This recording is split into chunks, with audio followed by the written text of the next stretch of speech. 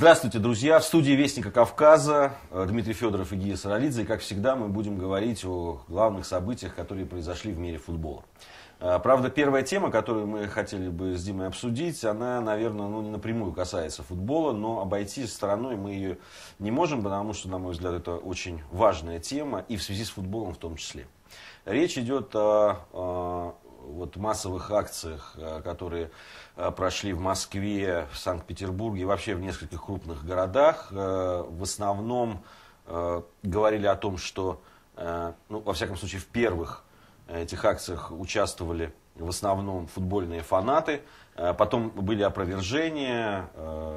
Речь идет о Манежной площади, о перекрытии Ленинградки и так далее. Да, всем известные события. Русские вперед! Русские вперед!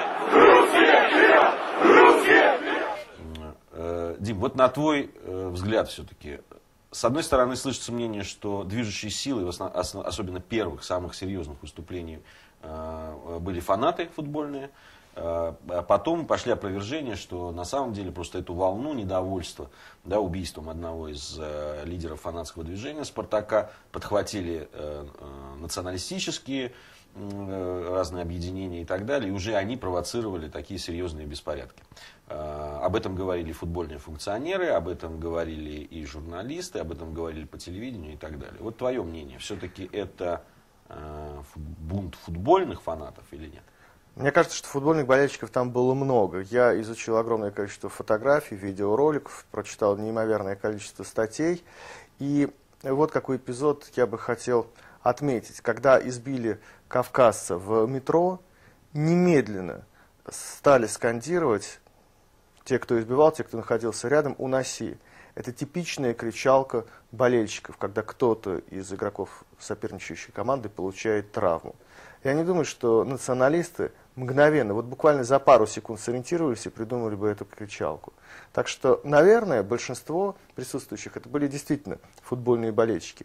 Вопрос, кто являлся организатором. Сейчас в интернете очень много появилось заметок о том, что там были провокаторы и на Манежке, и тем более у Киевской, в частности, там был парень из движения «Наш», Леон Арзуманян, да, Лев Арзуманян, так его зовут. Самое занятное, что изображал русского фашиста армянин. Это комично, необычайно. Лидеров фанатских группировок, как я понял, на Манежной площади не было. То есть это были фанаты, достаточно агрессивные и радикальные, но в то же время нельзя говорить о том, что фанатское движение полностью разделило формы протеста, которые были продемонстрированы на Манежной площади.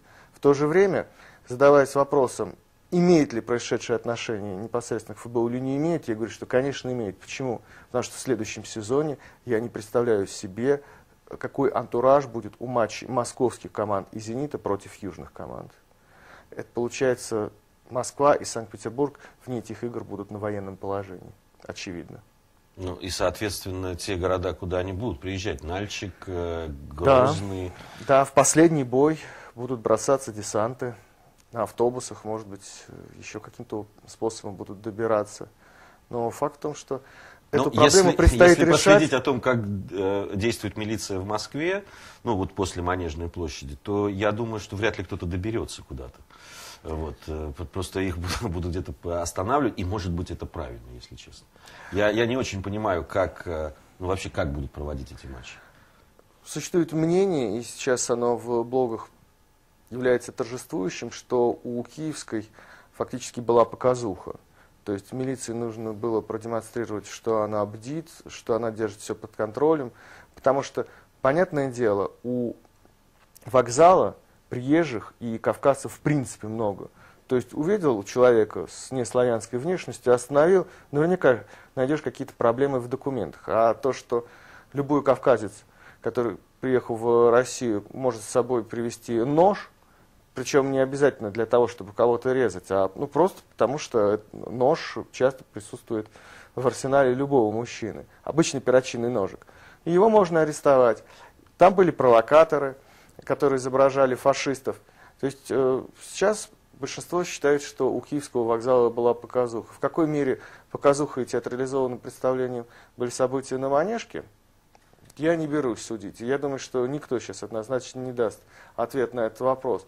Но мы уже неоднократно наблюдали, что с фанатами непосредственно у стадионов и на стадионах по-настоящему сладить не могут. То есть с митингами оппозиции без вопросов. Жестоко подавить, рассеять еще до непосредственно точки, где хотят провести этот митинг.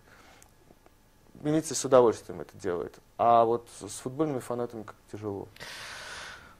Дим, на самом деле, мы с тобой уже говорили о том, что фанатская среда, хотят это руководители российского футбола или не хотят, но она сильно заражена национализмом, даже, я бы сказал, фашизмом в какой-то Это во всех странах. Да, это действительно присутствует. Может быть, сейчас просто на этом обострении это так ярко проявилось, но это всегда было. Это пытались не замечать, когда об этом писали, допустим, зарубежные какие-то корреспонденты, журналисты, об этом говорили, что это поклеп, это вот желание там выбить нас из гонки за чемпионат мира 2018 и так далее.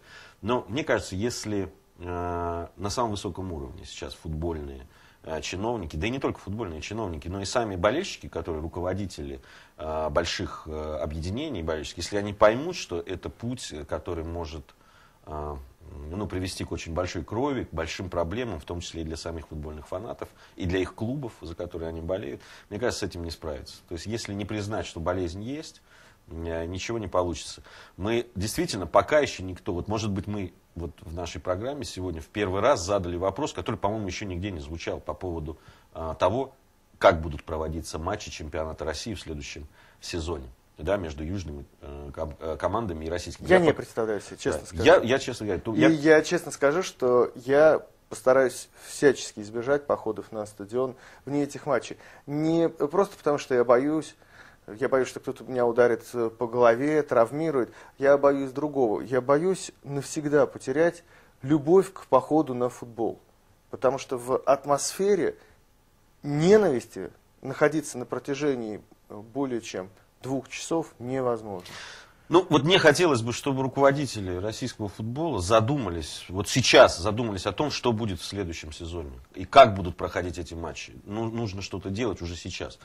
Перед матчем за неделю там, и так далее, за 3 дня будет поздно уже этим заниматься. Дело в том, что и фанатское движение расколото. В этом году масса компромата было вылито на руководителей ВОБа. Я слышал, что Катанаев даже на Бали уехал в результате из России. То есть сейчас нет авторитетов в фанатской среде, поэтому могут появляться провокаторы, поэтому могут появляться люди, которые просто за деньги организуют акции, в том числе и провокационного характера. И сейчас руководители российской футбольной премьер-лиги, РФС, жалуются на то, что нет законодательной базы. Проблема еще и в том, что сильные мира всего поддерживают отдельные группировки. Они очень удобны для того, чтобы создать ощущение массовости во время каких-то митингов, акций, или наоборот, сладить с оппонентами политическими. То есть аффилированность фанатских структурам из власти уже становится очевидной, уже просачивается информация в интернет, идет война компроматов. А к чему это все приводит? Это приводит к недоверию, к озлоблению. И в конце концов это приводит к тому, что ситуация на трибунах действительно неконтролируемая. Причем в том числе и руководителями фанатских группировок. Дмитрий Федоров и Гия Саралидзе в студии Вестника Кавказа. Мы говорили о фанатских бунтах и о том, что приводит к этому и что с этим делать. В общем, рецептов готовых у нас, конечно, нет, но мы, надеюсь, продолжим говорить об этом. И, может быть, в какой-то мере ситуация начнет выправляться, хотя пока не совсем понятно, как. Мы продолжим говорить о футболе, уже непосредственно о футболе, в следующей части нашей программы.